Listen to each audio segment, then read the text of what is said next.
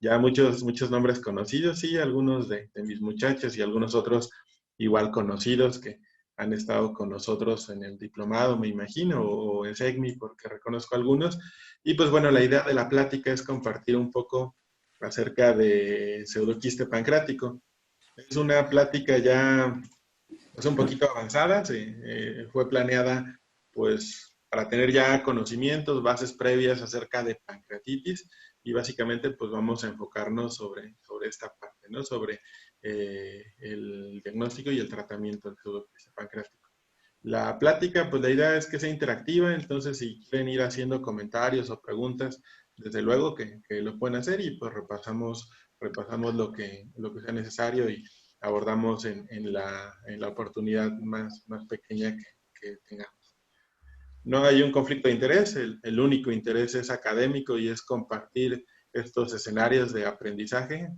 Somos unos creyentes fervientes del aprendizaje colaborativo, entonces, pues sí, qué gusto que participemos más de una institución. Y pues es la idea, ¿no? Hacer del conocimiento algo público, algo compartido y pues que podamos participar compartiendo historias y compartiendo experiencias. Hay un apartado destinado a cómo tratan ustedes este problema, entonces creo que ahí podemos compartir un poco más.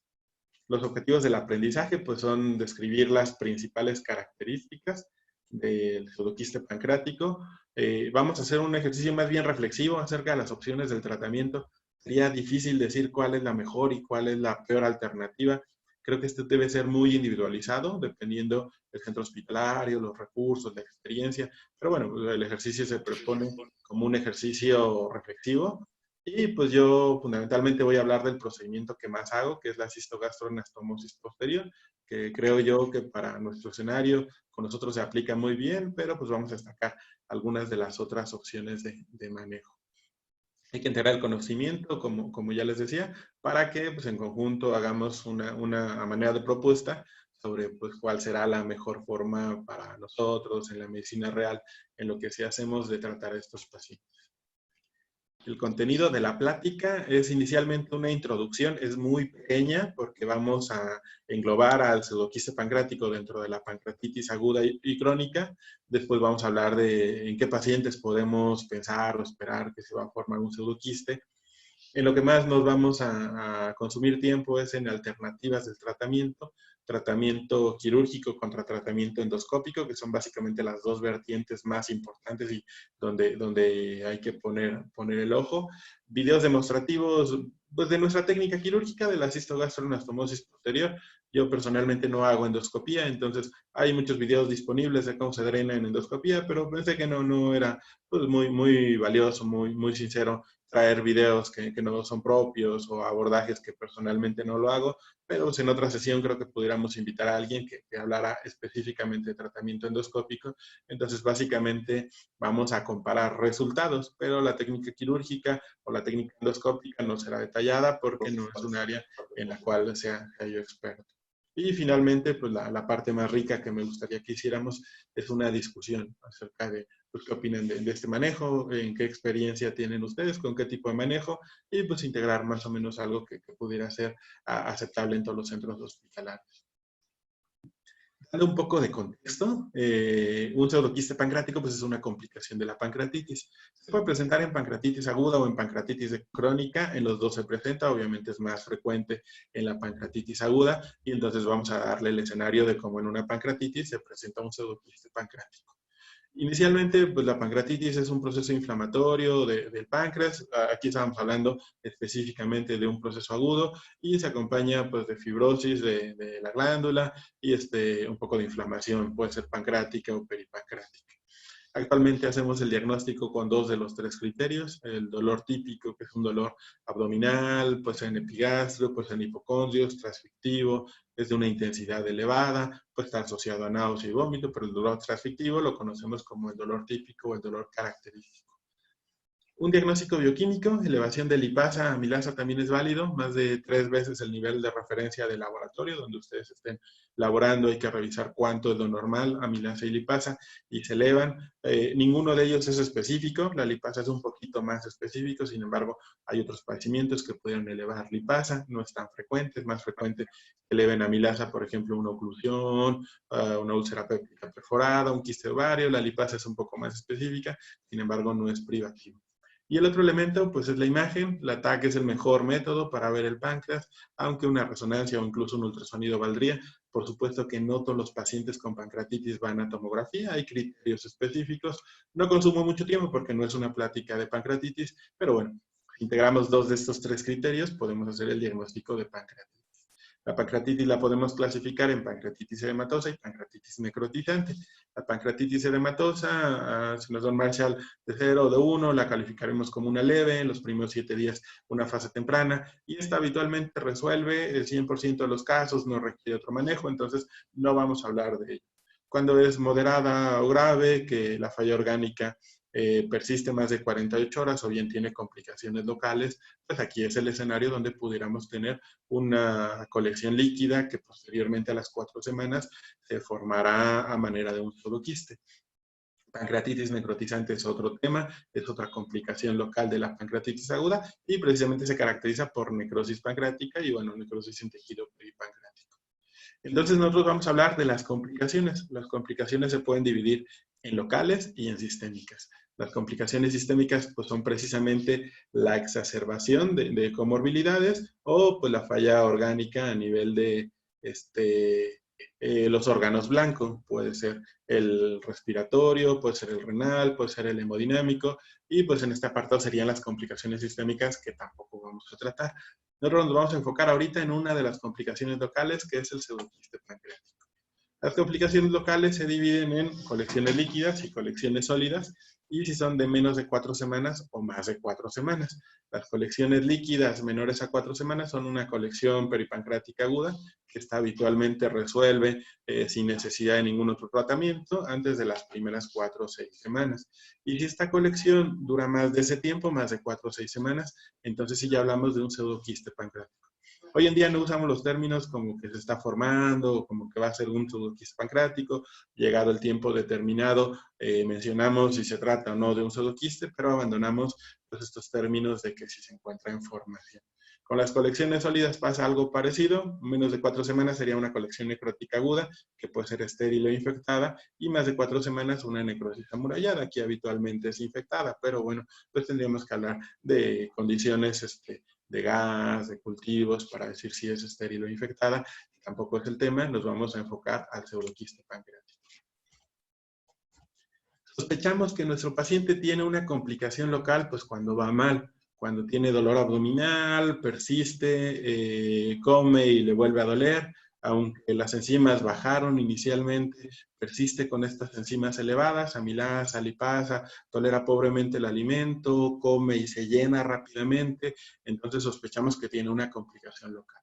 Hacemos una tomografía, no todos los pacientes requieren tomografía, si hacen tomografías, no las hagan muy temprano, antes de 48 horas no sirve. Si le van a hacer tomografía, pidan una tomografía contrastada. Una tomografía simple tampoco sirve para diagnóstico o tratamiento en pancreatitis. Y si la piden, idealmente 7, 10 días, pueden ver ya una colección líquida, entonces sabemos que ese paciente no va bien y lo más probable es que si se trata de una pancreatitis biliar, valga más la pena esperar, no hacer la colecistectomía de manera inicial, como si la hacemos en el resto de los pacientes que cursan con pancreatitis. Esperamos 4 o 6 semanas y si forma una complicación local como es el pseudoquiste, entonces deberemos dar tratamiento y muchas veces lo podemos hacer simultáneo. Podemos resolver el pseudoquiste y podemos operar la vesícula. Si la etiología es distinta, alcohólica, pues obviamente nos enfocaremos al problema de base. Aquí lo tenemos en otro esquema. Complicaciones locales, colecciones líquidas o colecciones sólidas. Las colecciones sólidas también las podemos llamar como colecciones necróticas.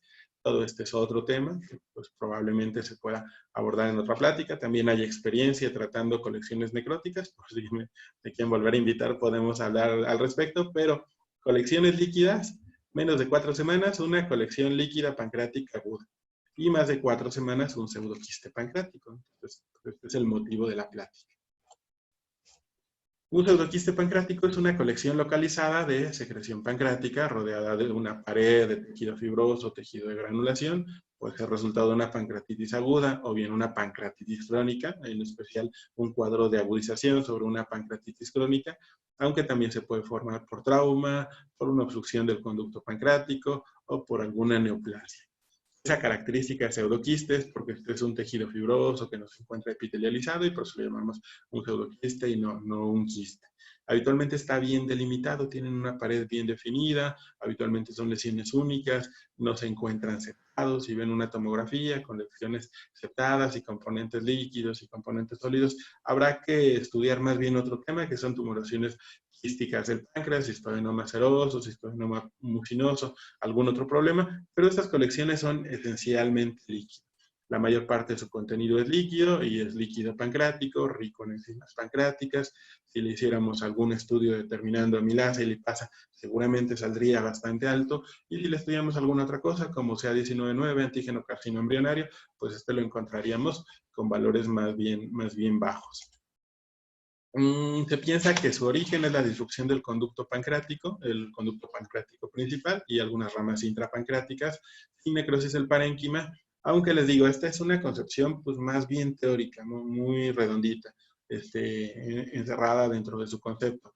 La realidad es que casi todos los pacientes tienen un componente mixto, aunque sea la mayor parte de la colección líquida, tienen un poquito al menos de necrosis pancreática, y al revés, cuando metes a pacientes por necrosectomías, habitualmente también encuentras al menos un poco de un componente líquido. Entonces quedémonos con esa idea de que es fundamentalmente líquido, pero no es raro que encuentres un componente sólido, un componente de necrosis dentro de este pseudoquiste pancreático. Puede pasar este otro fenómeno, que le hagas una necrosectomía al paciente, ya tenía disrupción del conducto pancreático y probablemente lo exacerbaste producto de esa necrosectomía, y entonces después de la necrosectomía te hace un pseudoquiste. Eso también pasa y no es tan raro. Los pseudoquistes pues, son complicaciones que se pueden presentar después de una pancreatitis aguda. No es tan frecuente, pero es una de las principales complicaciones. 14% después de una pancreatitis aguda y más o menos 40% si el paciente tuvo una pancreatitis crónica y dentro de ella tuvo un cuadro de agudización. Muchos de los pacientes resuelven de manera espontánea. Hasta el 30% de ellos no se les hace nada, se hacen tomografías de control, 4 y 6 semanas, y este pseudoquiste puede drenar de manera espontánea. Entonces, un 30% de ellos remiten, no hay que acelerarnos, no hay que operarlos de manera muy temprana, porque habitualmente no va bien, hay que darle su tiempo, y pues hasta un tercio de ellos pueden resolver de manera espontánea. Los pacientes los vamos a encontrar que durante su evolución o incluso en el egreso van a tener valores de amilasa y lipasa persistentemente elevados, y si bien los niveles de antígeno carcino embrionario, CA19-9, pueden estar elevados, realmente es un poquito, más o menos 5 de ACE, menos de 30 CA19-9, entonces sí van a tener una elevación, pero pequeña, no es una elevación bastante notable. Esta imagen de pues, este consenso que lo hemos leído todos, la actualización de las guías de Atlanta, las primas del 92, después del 2002, se salió publicada en el 2013. Esta es la imagen característica o clásica, la imagen que vemos todos en estos artículos de publicación, y precisamente les traje esta porque siempre tengan en mente que estamos viendo un corte en 2 dimensiones, pues de una estructura tridimensional. No es raro que, por ejemplo, aquí el radiólogo les diga que tiene 2 pseudoquistes o que tiene una lesión como en reloj de arena, pero no necesariamente es eso. Ustedes imagínense el pseudoquiste como una estructura tridimensional, y esta estructura no tiene una forma bien delimitada, no es una esfera perfecta. Entonces, dependiendo del corte donde nosotros la tomemos, podemos ver como 2 o como 3 lesiones, pero no necesariamente es así. Puede ser una lesión única, pero lo estamos tomando desde una perspectiva bidimensional, entonces por eso podemos perdernos. Aquí en esta imagen, la que vemos viendo a la derecha de la pantalla, aquí incluso parecería que las 2 lesiones se encuentran alejadas. Sin embargo, si seguimos el corte un poquito más arriba o un poco más abajo, seguramente encontremos que esta lesión tiene comunicación. Eso tiene implicaciones en cuanto a la terapéutica, porque si uno pensara que son 2 lesiones distintas, pues el razonamiento sería, bueno, si yo me meto al estómago y dreno esta, ¿qué va a pasar con esta otra? Probablemente no la drene. Habitualmente sí, porque habitualmente están comunicados. También la localización es bien frecuente que lo encontremos por detrás del estómago, independientemente si es de la cabeza o si es del cuerpo. Aquí ven cómo comprime notablemente el ¿Están viendo eso, estómago. verdad? Y por supuesto, pues que esto explicaría mucho de la sintomatología. Si uno se imagina que va a tener este paciente, pues seguramente va a tener dolor, va a tener una masa palpable, va a tener plenitud postprandial y puede tener náusea o puede tener vómito, que es la clínica característica de nuestros pacientes con pseudoquista. Esa es una tomografía de cómo nos llegan a nosotros los pacientes con pseudoquiste. Vean cómo son lesiones grandes. Estas lesiones, vean aquí abajo, sí tienen un componente sólido, aunque el componente sólido es mínimo. Habitualmente son lesiones, el componente principal es un componente líquido. Y aquí traje precisamente esta imagen para que no se dejen intimidar. A veces pueden ser lesiones tan grandes que se antojen, pues mejor vamos a hacerlo abierto porque quién sabe si lo logremos, quién sabe si nos dé. Entre más grande esté el pseudoquiste es más fácil operarlo porque lo vas a encontrar fácilmente y en el momento que lo funciones y lo drenes vas a tener un espacio de trabajo bien grandote y realmente el procedimiento técnicamente va a ser muy sencillo. Entonces, si tienen un paciente parecido a este, que tenga un pseudoquiste tan grande, mucho más, aparte de ser candidato a procedimiento de drenaje, por supuesto, la cirugía de mínima invasión pues está más indicada.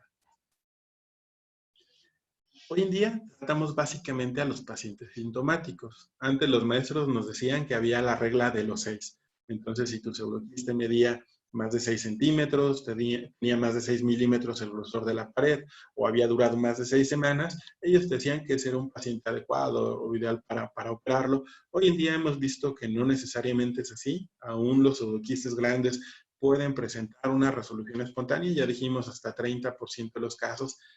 Estimar el grosor de la pared si no tienen ultrasonido endoscópico es bien difícil. La tomografía es poco confiable. Nuevamente regresen a esta idea, a esta imagen de que vamos a hacer un corte bidimensional de una estructura tridimensional y que puede tener un grosor distinto dependiendo de dónde lo estamos midiendo.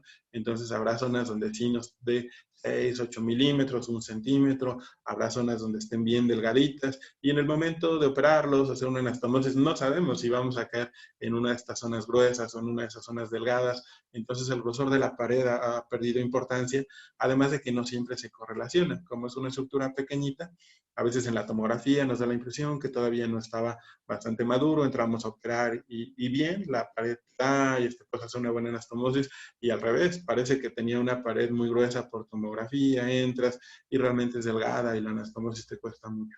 Entonces el grosor de la pared, a menos de que se trate de ultrasonido endoscópico, la tomografía no es confiable para evaluarlo. Y la regla de las 6 semanas, los 6 centímetros, tampoco ya es válida. Básicamente nos vamos a enfocar si el paciente tiene sintomatología, si tiene dolor abdominal, saciedad temprana, pérdida de peso. Ya dijimos que tiene un componente de necrosis, se pueden infectar, les puede dar fiebre. Pues esto será el indicativo de si vamos a operarlo o no. Si tienen complicaciones, pues por supuesto, obstrucción de la salida gástrica, infección, oclusión biliar. No es raro que estos pacientes cursen con ictericia y se rompe. La ruptura no es tan frecuente, pero si vemos estas lesiones tan grandes como la de la tomografía pasada, pues desde luego que puede pasar. Trombosis de la arteria esplénica, formación de pseudoaneurismas también son complicaciones que se presentan y bueno, esas serán indicaciones para darles tratamiento. Hoy en día dividimos el tratamiento en las opciones quirúrgicas y opciones no quirúrgicas. Aquí opciones quirúrgicas, pues convencional nos referimos a tratamiento abierto. Y la paroscópica, pues hay distintas formas de abordaje, ahorita las vamos a detallar. Y tratamiento no quirúrgico, tenemos al tratamiento endoscópico, que también sería intervencionista, pero en este caso lo estamos dividiendo en no quirúrgico, y drenajes percutáneos, drenajes de tipo radiológico. Esta publicación del 2011 nos habla de cuáles son los pacientes que es más probable que nos formen un pseudoquiste y aquí tenemos el análisis univariado y el análisis multivariado de esta publicación donde podemos ver que el sexo masculino tenía una P significativa, 0.03, si tienes masa palpable. Aquí la glucosa mayor a 150 nos dio un 0.4, sin embargo en el análisis multivariado ya no resultó importante. La tomografía había tenido una colección líquida, Si tiene necrosis es muy probable que después te desarrolle un pseudoquiste y ascitis. Derrame pleural no fue tan importante y bueno, pues la escala de Baltazar, el índice de severidad también tuvo un impacto, pero sí lo conjugabas con el índice de severidad a nivel tomográfico.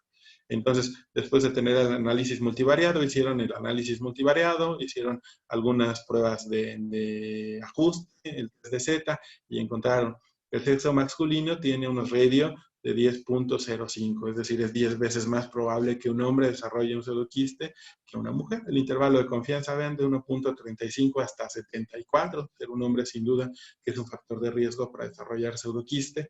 Que tengas una masa palpable también, ven unos radio de 15, que el paciente haya tenido ascitis es el factor más importante, unos radio de 72, que se iba desde 3 hasta 1391, es el factor más importante, y el índice de severidad en la tomografía apenas si alcanzó una significancia, unos radios de 1.52, y el intervalo de confianza desde 1.09 hasta 2.13. Entonces, en el paciente que les hizo pancreatitis, que no va bien, ¿cuáles son los que tienen más riesgo de hacer un pseudoquiste? Hombres que tengan una masa palpable, que tengan ascitis o que tengan un elevado índice de severidad a nivel tomográfico.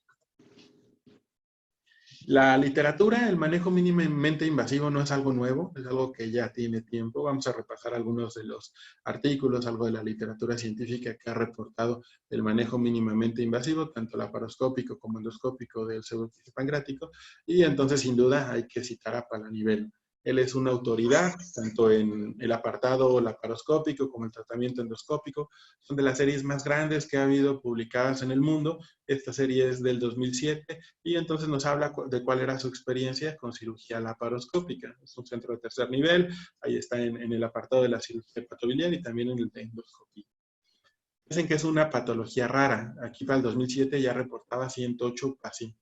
A estos 108 les hizo drenaje laparoscópico, encontrando que era factible a 100%, conversión de 0, una estancia hospitalaria buena, 5.6 días, buen tiempo quirúrgico, 1.7 minutos, morbilidad aceptable, 8.3, tenía una recurrencia baja, 0.93, seguramente un paciente de los 108, nada de mortalidad, llegó en seguimiento, 54 meses. Estos fueron pues, resultados muy adecuados, estimulantes, en todo el mundo se comenzaron a hacer procedimientos mínimamente invasivos para resolver los pseudoquistes pancreáticos y se fue generando pues una experiencia colectiva.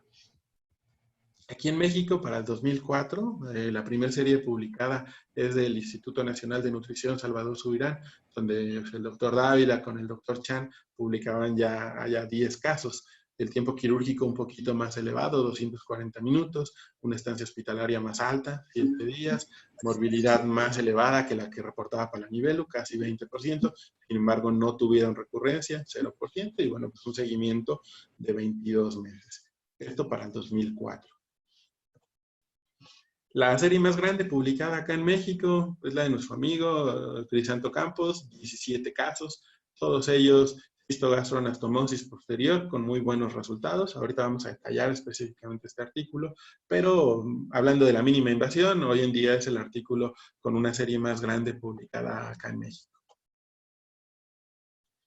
Una revisión sistemática, Jarabat para el 2007 hace una revisión, pero únicamente estudios retrospectivos, comparaban abordaje laparoscópico contra abordaje endoscópico, y en este caso encontró que el abordaje laparoscópico era superior, porque se resolvían muchos casos, 98.3 contra 80%, baja morbilidad, 4.2 contra 12%, y baja recurrencia, 2.5 contra 14%.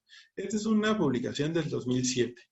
Piensen que en estos momentos el ultrasonido endoscópico no estaba disponible en muchos centros hospitalarios. Muchas veces el drenaje lo hacían únicamente con un endoscopio convencional, en ocasiones pues en la sala de rayos X guiado por fluoroscopía, pero no había tanto ultrasonido endoscópico y las prótesis metálicas expandibles tampoco estaban tan disponibles.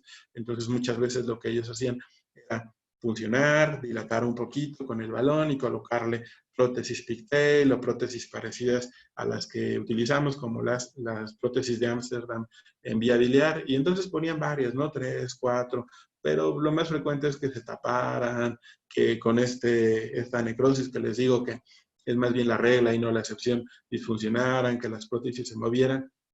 Entonces, en gran medida, eso explica por qué en el 2007 el abordaje laparoscópico era superior al abordaje endoscópico. Esto ha ido cambiando con el tiempo. Baradajalú es otra de las autoridades hablando de cirugía mínima invasiva pancreatobiliar y sin duda en pseudoquiste es de las personas que tienen más casos publicados. Tiene 2 publicaciones en el 2008 y en el 2013. Es el único estudio que hay prospectivo, aleatorizado, donde comparó una N pareada, 20 contra 20, pero vean, abierto contra endoscópico. Y él encontró que el abordaje abierto contra el abordaje endoscópico tenía la misma tasa de éxito, 95 contra 100%, la P no es significativa, el tiempo de estancia intrahospitalaria era menor en el abordaje endoscópico que en el abordaje abierto, sí, 2 contra 6 días, y él encontró que el abordaje endoscópico en su caso pues era más caro que el abordaje abierto. Entonces, en términos generales, nos dice pues, que este valor es equiparable. Aquí en México hay otras series publicadas. Esta publicación es grande, es del 2015, el doctor José Luis Martínez Díaz con el doctor Carlos Toledo, el Centro Médico Nacional Siglo XXI, reportan una N grande, 139 pacientes. Aquí se está abordando tanto el tratamiento abierto como el tratamiento laparoscópico. De hecho, la mayor parte de estos pacientes se tratan con abordaje abierto. Y en la publicación nos comentan que por su escuela y por el tipo de abordaje, ellos prefieren hacer una cisto-yeyuno-anastomosis. En su caso, el cisto-yeyuno-anastomosis es el procedimiento que representa pues, mejores resultados. También hacen cistogastro, vean de estos 139, 96 hicieron cisto-yeyuno, 11 cistogastro, 4 cistoduodeno, muchos drenajes externos. Probablemente sea el peor manejo porque te hacen muchas fístulas, la secreción pancreática irrita. Estos pacientes muchas veces requieren de intervenciones seriadas para hacer lavados, para hacer aseos, persisten con fístula.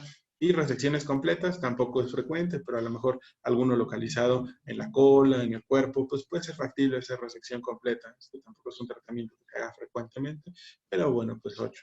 No nos detallan cuáles eran laparoscópicos y cuáles eran abiertos, pero sí definen que la mayor parte de ellos fueron abiertos. Los tamaños, pues son tamaños grandes, no como el que veíamos en la tomografía, pero sí son grandes, 16, 20, 19 centímetros. Entonces, el tamaño no fue indicativo de qué procedimiento hacerlos. Tasas de complicación, pues altas, 20% para la cisto-yeyuno, que es el procedimiento preferido, 4 solamente para la cistogastro, que es un procedimiento que hacen menos, pero es el segundo más frecuente. Cistoduodeno solamente 1. Drenaje externo, en este caso se les complicaron menos que la cisto-yeyuno, aunque pues les digo, es un abordaje que habitualmente persiste, recurre y hacen fístulas frecuentes. Y pues sí presentaron mortalidad, en especial en casos de resección. Otra de las publicaciones más grandes en Surgical Endoscopy para el Instituto Nacional de Ciencias Médicas y Nutrición Salvador Subirán, la doctora Ángela Saúl, junto con el doctor Miguel Ángel Ramírez, departamentos pues, de gastroenterología y de endoscopía, junto con el doctor Carlos Chan, donde pues hacen un estudio retrospectivo comparando el tratamiento quirúrgico contra el tratamiento mínimamente invasivo guiado por ultrasonido endoscópico. Endoscopía contra cirugía. Pasa algo parecido a la otra publicación, son estudios muy grandes. Aquí era desde el 2010 hasta el 2014, 14 años más o menos para juntar estos 139 pacientes. Aquí la doctora Ángela Saúl, 12 años para juntar estos 125 pacientes. Esos 64 pacientes, 64 procedimientos en 61 pacientes, y los dividieron 33% endoscópico contra 67% quirúrgico.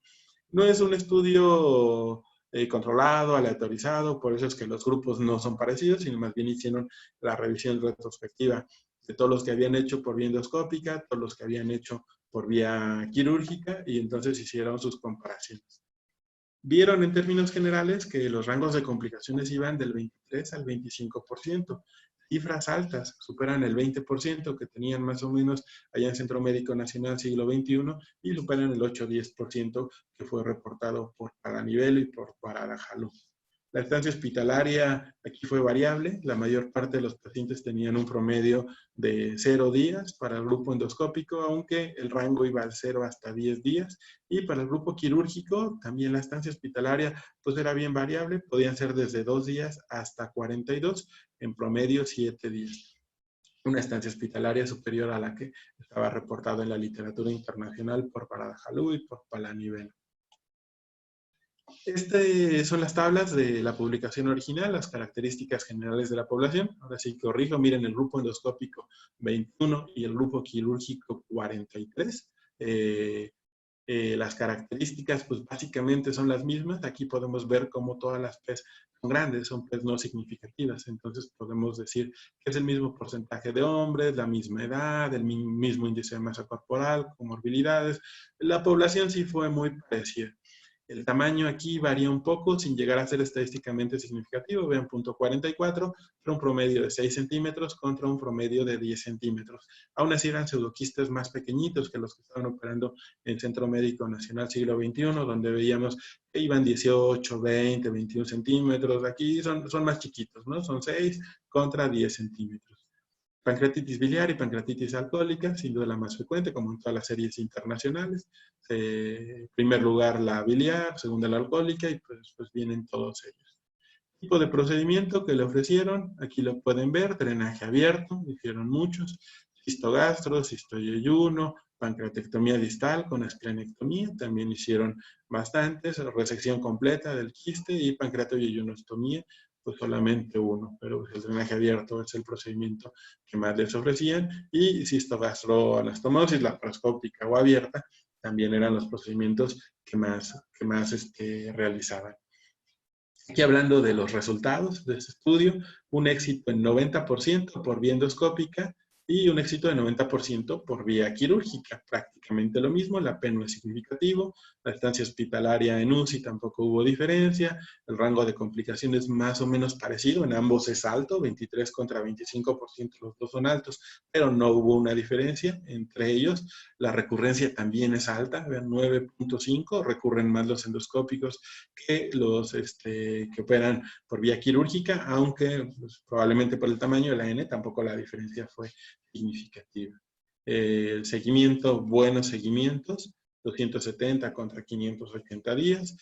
Mortalidad solamente fue reportada en el grupo quirúrgico, y lo que les decía de la estancia hospitalaria, que es donde ellos encontraron diferencias significativas. Una menor estancia hospitalaria para el grupo endoscópico, una mediana de 0 días, aunque el rango era de 0 hasta 10 días, contra 7 días, que estos pacientes se quedan habitualmente bastante tiempo, seguramente por el tipo de procedimiento, ya sea abierto, cistogaso, cistoyeyuno, vean de 2 hasta 42 días. La estancia pues fue notablemente elevada. El costo aquí en este caso fue más elevado a nivel de la cirugía. Lo colocaron en dólares, fue una publicación de Surgical Endoscopy, entonces ellos refieren que es más barato hacer el procedimiento endoscópico que el procedimiento quirúrgico. Vamos a hablar un poco más adelante acerca del costo, solamente en este momento les pido que hagan la reflexión de que la forma en la cual medimos el costo pues, puede ser distinta. Seguramente si contamos la estancia hospitalaria, los días cama, y si hubo pacientes que se nos quedaron 42 días, pero en promedio se nos quedaban 7, seguramente sí sea más cara.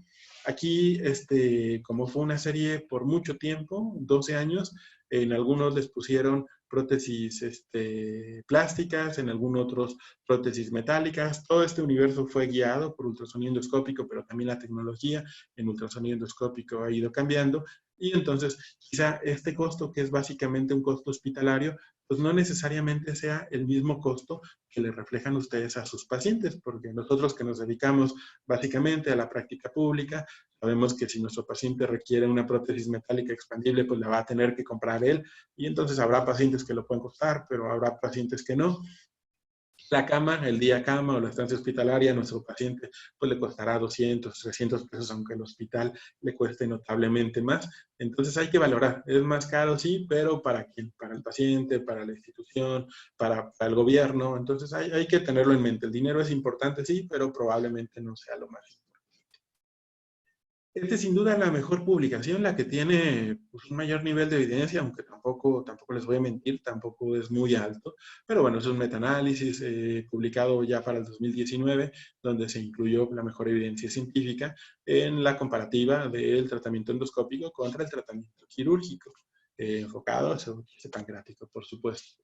Aquí pueden ver el diagrama de Prisma, cómo hay muchísima literatura publicada, encontraron ellos 3.740 publicaciones que se refirieran a tratamiento mínimamente invasivo del pseudoquiste. Sin embargo, muchos de ellos eran repetidos, poca calidad metodológica, no eran estudios comparativos, no tenían buena metodología.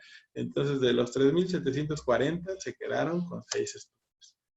De esos 6 reconocemos al menos a 3 de primera intención, de la doctora Saúl, 2015, las 2 publicaciones que revisamos del doctor Barajalú, y bueno, pues algunos otros que también son destacados en el área de la endoscopía y de la cirugía hepatobiliar. Pero bueno, estos eran los que repasábamos. Este gráfico de Forrest, para diferencia de riesgos, te evalúa el éxito terapéutico. Vean cómo hay una heterogeneidad importante, 61%, no necesariamente están comparando lo mismo, y por supuesto que resulta obvio que no se va a comparar lo mismo. Endoscópico, que es guiado por ultrasonido, sin ultrasonido, prótesis plásticas, prótesis metálicas, con ayuda de balón dilatador, sin él, guiado por el fluoroscopio, un solo evento, muchos eventos. Entonces, pues, realmente estamos comparando peras con manzanas, ¿no? En el apartado quirúrgico, pues también es lo mismo. Histogastro, cistoyeyuno, abierto, laparoscópico, drenaje externo. El universo es muy grande, por eso es que tiene tanta heterogeneidad. 61%, la P de la heterogeneidad, de la G cuadrada estadísticamente significativa, hay que desconfiar de ese estudio, pero en términos generales podemos decir que la tasa de éxito pues, es parecida, ¿no? Cuando evaluamos el test de Z y el valor de P para el éxito, no hubo una diferencia significativa, 0.07, y la diferencia de riesgo, si bien fue negativa, inclinándose un poquito hacia el apartado quirúrgico, realmente el intervalo de confianza pues está a ambos lados de la línea de no discriminación, entonces no podemos decir que un apartado sea mejor o que otro sea peor para el éxito terapéutico. Complicaciones, aquí están enlistadas el tipo de complicaciones que tuvieron. Aquí viene en la tabla por cada estudio qué tipo de complicación tuvo. No voy a consumir tiempo mencionando todo, solamente pues, ver que hay hemorragia, infección, migración del estén, perforación, abierto obviamente, pues hernia incisional, infección de la herida, fístulas y pues problemas a nivel sistémico, ¿no? Respiratorio, trombosis venosa y algún otro. Entonces, cuando se hace el análisis estadístico, aquí sí quedó un poquito más adecuado, no hubo heterogeneidad, las complicaciones sí son las mismas. Hablando de la diferencia de riesgos, lo mismo, ambos lados de la línea de no discriminación, 0.02, pero va desde menos 0.4 hasta 0.8, el valor de 0.48, entonces no hay una diferencia estadísticamente significativa. Las complicaciones en términos generales son las mismas, si lo hacemos por vía abierta o por vía quirúrgica o por vía endoscópica. Tasas de recurrencia, pasa lo mismo, poca heterogeneidad, 6%, una diferencia de riesgos a ambos lados de la línea de no discriminación, un valor de P alto, 0.58, prácticamente es un volado. Entonces la recurrencia es la misma si se hace por vía quirúrgica o por vía endoscópica. Y aquí es donde sí encontraron diferencias a nivel de costos. El costo aquí fue expresado en dólares. Solamente 3 estudios habían publicado costos. Sin embargo, quitaron uno de ellos porque no estaba en su moneda nacional. Entonces, nada más integraron el de la doctora Saúl y el doctor Baradajalú, el del 2013. Y en ellos encontraron que sí, que efectivamente el costo era menor por la vía endoscópica, básicamente derivado de lo de la segunda tabla, días de estancia hospitalaria. Bueno, aquí arriba vemos costos, igual está en dólares, ahí la unidad, con que se queden que es menor el costo en la vía endoscópica, una P menor a 0.01, estadísticamente significativa, y el costo va fundamentalmente en pos de reducir la estancia hospitalaria. Esta es la estancia hospitalaria, la están midiendo en días. En términos generales, el paciente se va 4.23 días antes, Y si todos se van días antes, vean el intervalo de confianza, va desde menos 5.18 hasta menos 3.29. O sea, hay pacientes que se van 3 días antes, hay otros que se van 5 días antes, pero en general todos se van antes en la vía endoscópica que en la vía quirúrgica. Buena heterogenicidad, 10%, estamos comparando lo mismo, y el valor de P, pues por supuesto que resultó estadísticamente significativo. Entonces, en la revisión de la literatura y en términos generales, podemos decir que el abordaje endoscópico es un mejor abordaje porque ofrece menor estancia hospitalaria, la tasa de resolución de problemas es básicamente la misma, la tasa de complicaciones es la misma, pero si el paciente tiene menor estancia hospitalaria, lo invades un poco menos, hay menos infecciones, pues resulta un abordaje más adecuado. ¿Qué alternativas tenemos en cirugía de mínima invasión? Pues básicamente los abordajes clásicos y pues el abordaje posterior. Esto es lo que nos enseñan los maestros y lo que hacíamos habitualmente. Entramos, ya sea laparoscópico o abierto, abrimos el estómago por la cara anterior. Ya teniendo abierto el estómago por la cara anterior, nos vamos a la cara posterior.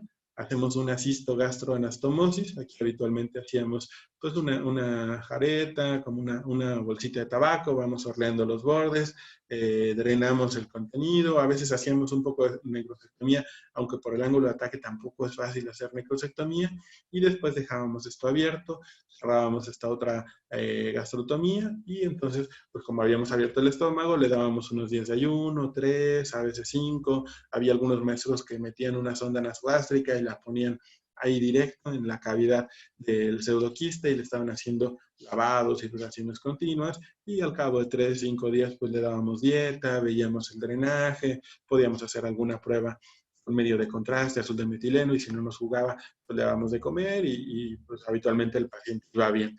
El estómago está muy bien vascularizado, entonces difícilmente nos va a hacer una estenosis, nos va a hacer una fístula. Realmente el estómago es muy noble. Nosotros proponemos este abordaje que le aprendimos precisamente al doctor Crisanto Campos porque nos parece pues, más adecuado. El abordaje posterior evita hacerle una doble gastrotomía, únicamente abres el estómago por la vía posterior. No requiere que el estómago y el pseudoquiste tengan una compresión muy directa, no requiere esta compresión extrínseca del pseudoquiste pancreático, porque pues con la disección nosotros vamos a generar este espacio. Como tenemos una visión directa y un adecuado ángulo de ataque, podemos hacer una anastomosis adecuada, que no siempre es factible con el abordaje clásico, el abordaje anterior. El ángulo de visión es un ángulo adecuado, se puede trabajar muy bien. Esta anastomosis amplia, 2-3 centímetros, como les hacemos endoscopía transoperatoria y la confirmamos, pues no es necesario hacer el uso de una engrapadora, aunque pudiera realizarse, tampoco está contraindicado, pero habitualmente no lo vemos necesario. Y nos aseguramos por la endoscopía que sea una anastomosis que está permeable, que tenga un buen diámetro, que funcione bien, y eso nos permite pues darle de comer al paciente de forma temprana. No tenía el chat abierto, te estoy leyendo ahí algunos mensajitos. El doctor Gustavo Castañón nos dice, la presencia de citis es un predictor que el paciente requiere intervención quirúrgica. Sí, por supuesto, ya lo revisamos ahí en el estudio, que es uno de los factores más importantes. No va a ser de tratamiento, más bien es de FR, no sé qué será FR. A ver, ahorita que nos diga Daniel Ramos a qué se refiere con el comentario. Este video está en YouTube, no lo voy a dejar todo, solamente era para la colocación de los trócares. Aquí comparamos el tratamiento clásico, el abordaje anterior contra el abordaje posterior, pero como quiero hablar un tanto más acerca del abordaje posterior y es el que me voy a enfocar, pues me voy a saltar este video para hablarles básicamente del abordaje posterior. Este sería el ejemplo de cómo recibimos a los pacientes. Vean un pseudoquiste realmente grande, que está en compromiso con el estómago, está comprimiendo. Le repito, no se dejen intimidar. Estos son habitualmente los más fáciles de resolver porque pues, habitualmente está en todo el espacio y ese abdomen está extendido. En cuanto lo punciones y aspires el contenido, te va a dejar un espacio de trabajo bien grandote donde vas a poder trabajar adecuadamente. Esta es la técnica que venimos a comentar y es el abordaje que hacemos habitualmente, con el que hemos visto mejores resultados, y el abordaje que hacemos ahí en Hospital Juárez de México. Es una cistogastroctomosis posterior, solamente hacemos una gastrotomía, el paciente come al día siguiente y como lo confirmamos con endoscopía transoperatoria, pues estamos seguros de que queda bien. Aquí pueden ver arriba el estómago, el pseudoquiste se encuentra abajo, cómo hace esta compresión extrínseca. Vean, aunque en la tomografía se vea que no hay mucho espacio, ya que colocas el primer trocar. Aquí habitualmente les recomiendo hacer abordaje abierto y bajo visión directa, porque a lo mejor con los Weberes podemos entrar incluso al pseudoquiste, entonces sí les recomiendo usar el abordaje Jason y entrar. A veces es bien sencillo. Vean, estamos por debajo de la gastroepicloica, estamos abriendo el gastrocólico y a veces el paciente no tiene mucha inflamación y el plano te va dando poco a poco, puedes entrar fácilmente y puedes generar este espacio de trabajo. El uso de energía depende que tengan en su centro hospitalario. Aquí en algunos de los videos usamos bisturí armónico, Ensil, Ligasure, dependiendo de lo que tengan en ese momento. Pueden ver cómo el abordaje a veces no es tan sencillo. Aquí ven cómo había mucha inflamación y entonces disecar este gastrocólico no es tan sencillo. Este caso sí es muy sencillo. Nosotros usamos mucho el ganchito. El gancho nos sirve mucho para ir generando espacio de trabajo. Pueden ver ya aquí arriba el estómago, cómo se encuentra separado el pseudoquiste. Tenemos que hacer una ventanita más o menos unos 3 centímetros para poderlo abrir.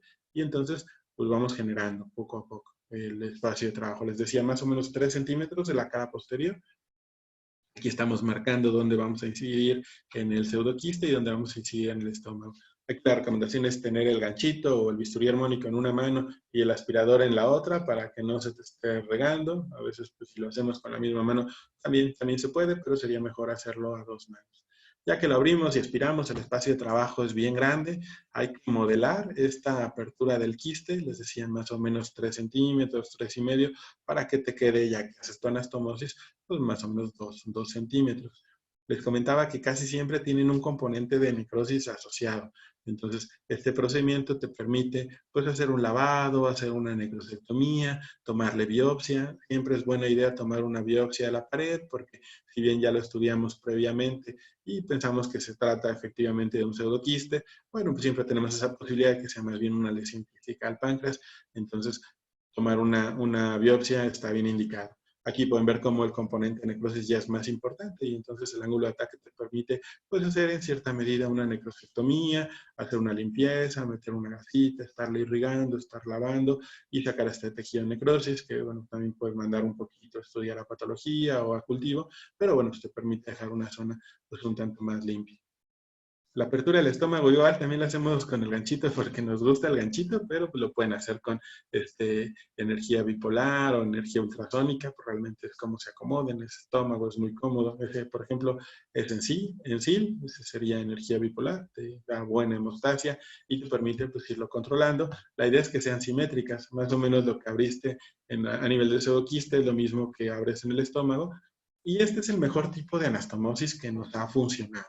Hemos intentado varias cosas, hemos usado sutura barbada, hemos hecho sujetos continuos, sin embargo nos sentimos más cómodos haciendo con puntos separados. Ahí estamos usando Prolene 2 ceros. Hemos hecho sutura intracorpórea y sutura extracorpórea. Nos parece que los nudos extracorpóreos dan una mejor tensión, una mejor hemostasia. Obviamente es más rápido, de ellos menos tiempo quirúrgico. Pero siempre hacemos nudo Gea González, es nuestro nudo favorito.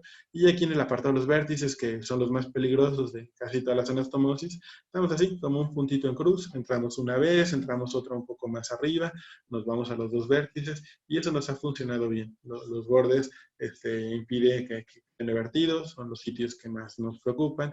Entonces, pues vas haciendo, vas en medio, a un lado, al otro, y ya después cierras la parte anterior. Empezaste con la cara posterior, después vas con la cara anterior. Vamos a hacer únicamente un plano, todos ellos los hacemos con Prolene. En ese video que ejemplificamos no teníamos bajanudos, si tienes el bajanudos a la mano, pues te vas un tanto más rápido y habitualmente pues ocupan unos 12, 14 puntos, más o menos. El ángulo de ataque no es tan complejo, sí son puntos que dan un poquito lata, pero ya que agarras ritmo habitualmente va bien. En algunas ocasiones damos una especie como de segundo plano en la parte anterior, no es propiamente un segundo plano, estamos afrontando pues, ahí un poquito de la cara anterior del estómago, cerrando el ligamento gastrocólico, y esto habitualmente lo hacemos o cuando no nos sentimos tan cómodos con el primer plano, o que estamos esperando al equipo de endoscopía, están acomodando su torre, entonces aquí con seda le podemos dar un reforzamiento. Y les digo, no es propiamente un segundo plano porque la cara posterior, pues esa ya no podemos hacerle nada, ya no llega.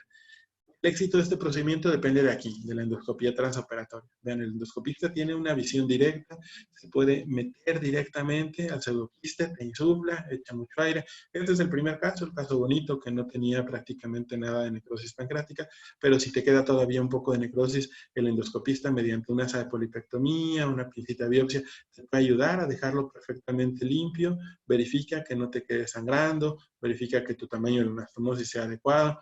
Ven, este es otro caso donde ya hay más necrosis pancreática, aunque le sacamos algo por la vía laparoscópica, todavía tiene un poco de contenido, el endoscopista te puede ayudar a limpiarlo, y aunque se quede un poco de este contenido, tampoco pasa nada. Va a estar amortiguando por esta parte del ácido clorhídrico, va a permitir que se esté limpiando y habitualmente pues, no te va a generar mayor problema, pero bueno, otra de las ventajas de la endoscopía sería que te ayuda a librar eso. Tú por vía laparoscópica estás irrigando agua, el endoscopista te insufla, verificas que se infle bien tu estómago, que no tengas fugas, y entonces pues tienes toda la confianza de que es una anastomosis hermética, que te va a funcionar bien. Muy al principio de la experiencia, miedo, probablemente todavía le poníamos un poquito de pegamento biológico para prevenir fugas. Realmente lo dejamos de hacer pronto, pero bueno, será un recurso que se tenía. Pueden ir las cosas mal, vean, en este procedimiento nos pegamos mucho a la gastroepiploica, el plano realmente está más abajo y entonces puede haber una hemorragia. Esta hemorragia tampoco es incoercible, se puede controlar con energía, en este caso es un bisturí armónico, tampoco pasa nada si la sacrificas, es estómago, su flujo es adecuado, pero pues, lo ideal es irte en el plano correcto. Este punto puede ser difícil si no predices exactamente dónde está el pseudoquiste, puedes abrir el páncreas. Vean aquí cómo realmente el pseudoquiste estaba más arriba. Lo que estamos abriendo es parénquima pancreático y ustedes ya saben cómo sangra el páncreas, no es necesario comentar ahí algo al respecto. Aquí el mejor consejo es darle un punto. Esto no va a ceder ni con energía, ni con una grapita. Lo que hay que hacer es comprimir un poco con la otra mano, ponerle sutura. Aquí lo mismo, sería mucho mejor idea hacer un nudo extracorpóreo, porque aquí con una mano estamos tomando el vaso sanguíneo que está sangrando, hacemos un nudito extracorpóreo, lo bajamos y entonces eso te resuelve el problema. En fugar, los pacientes, vean aquí ya se había terminado la anastomosis y estamos haciendo una prueba neumática y vemos fuga, no hay problema porque si la detectas en ese momento, pues puedes repararlo, le das algunos puntos de más, refuerzas y pues entonces va a ir bien. Te vas hasta que estés a gusto de que tu anastomosis pues queda bien, con un buen diámetro, que está permeable y que está hermética.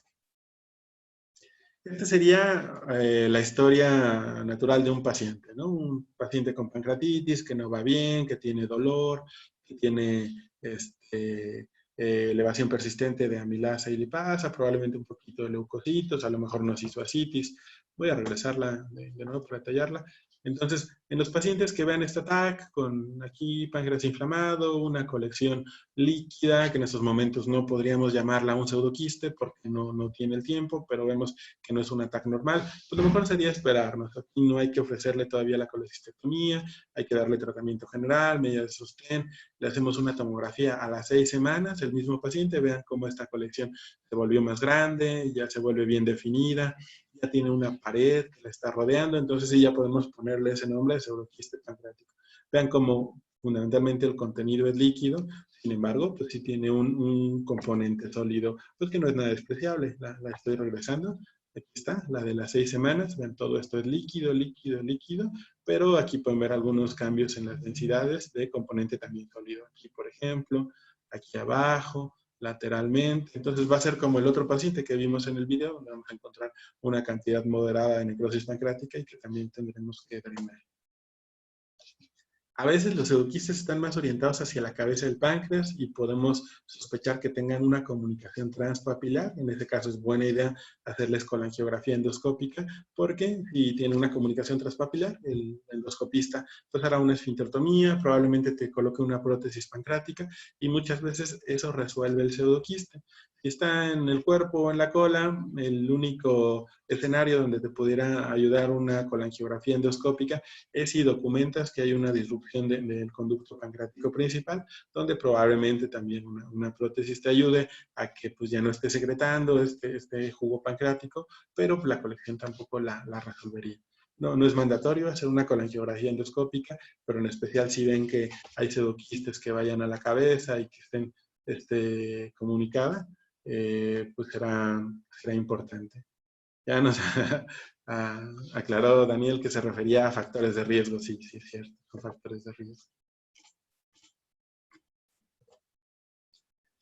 Igual muy al principio de la experiencia les hicimos tragos con material hidrosoluble para asegurarnos que nuestra anastomosis era permeable, que no tenía una fuga y darles de comer de manera temprana, pero ya después nos dimos cuenta que realmente estábamos gastando de más, que no hacía falta hacerle el trago hidrosoluble, que si en la endoscopía transoperatoria te había ido bien, eso era lo único que requería y el paciente comía al día siguiente. Aquí tenemos una caja de control postoperatoria. Esta la hicimos al día siguiente con autorización del hospital, sin costo para el paciente, únicamente con fines académicos para valorar cómo se veían los hematomosis las primeras 24 horas. Y aquí pueden ver cómo el pseudoquiste ya había desaparecido, cómo logramos ver la comunicación. Todavía hay un componente líquido importante, pero son las 24 horas de postoperado. Entonces no nos da ningún problema. Esta tabla que la publicó Braulio Crisanto Campos, su serie 17 pacientes, en ese momento la serie más alta publicada, actualmente todavía es la más grande publicada, la mayor parte de ellos biliar, un tiempo quirúrgico de 177 minutos. Piensen que la mayor parte de esos pacientes también requieren un procedimiento de colecistectomía, entonces pues es un tiempo razonable. Entonces, los que están marcados aquí en verde son procedimientos como el que acabamos de ver, histogastroanastomosis posterior. Nosotros se la aprendimos al doctor Crisanto Campos, pero hay otros autores que la han hecho desde hace ya bastante tiempo. Aquí está la serie del 2008 del doctor Palanivelu, que ya la revisamos, y nosotros hasta el 2019 llevamos 25 pacientes. También 72% biliar, 16% alcohólica. También el 100% de estos procedimientos hemos hecho cistogastroanastomosis posterior laparoscópica, un tiempo quirúrgico un poquito más bajo, 116 minutos. Lo atribuimos a que, si bien también muchos de nuestros pacientes requerían colecistectomía laparoscópica, donde ahorramos más tiempo fue en la endoscopía transoperatoria. Realmente les hablamos ya hasta que estaba toda la anastomosis lista para que se hiciera el procedimiento y después de ello pues, nos enfocábamos a la colecistectomía. Tanto Crisanto como nosotros, en el 100% de los casos, hemos podido hacer una cistogastroanastomosis posterior laparoscópica.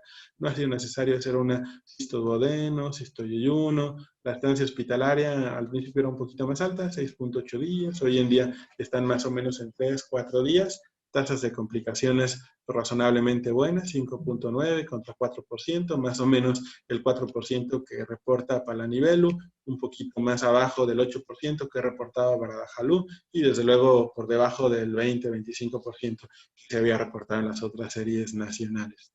El seguimiento ahorita que llevamos es en promedio 36 meses. Muchos de nuestros pacientes son referidos del interior de la República, entonces no es tan fácil hacer el seguimiento, pero pues bueno, más o menos llevamos eso. Y este es el detalle de nuestra tabla.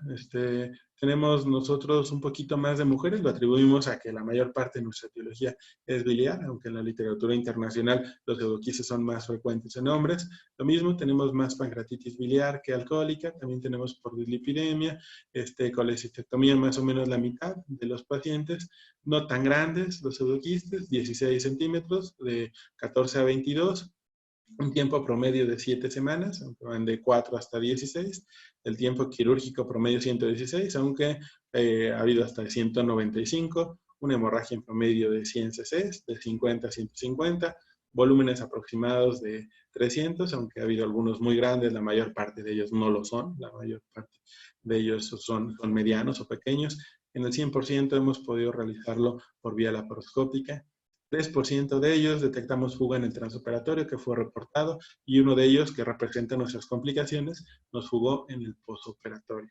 La estancia hospitalaria promedio es de 4 días y esta paciente pues, es la misma que hubo que reintervenirla y la morbilidad y la mortalidad es básicamente la misma paciente. Es la apariencia, muchas veces así nos llegan, a los pacientes ya cursaron con pancreatitis, se les hizo incluso colecistectomía, muchas veces abierta. En México no es tan disponible la cirugía laparoscópica, entonces muchas veces el procedimiento que ofrecemos es cirugía abierta de manera inicial. Este caso venía referida de otro centro hospitalario, segundo nivel, y aun cuando la colecistectomía ya ha sido abierta, pues el abordaje que ofrecemos por vía laparoscópica para drenaje de pseudoquiste.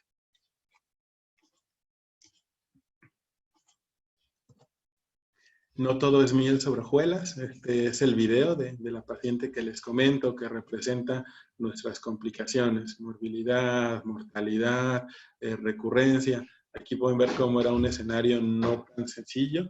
La paciente realmente tenía mucha inflamación.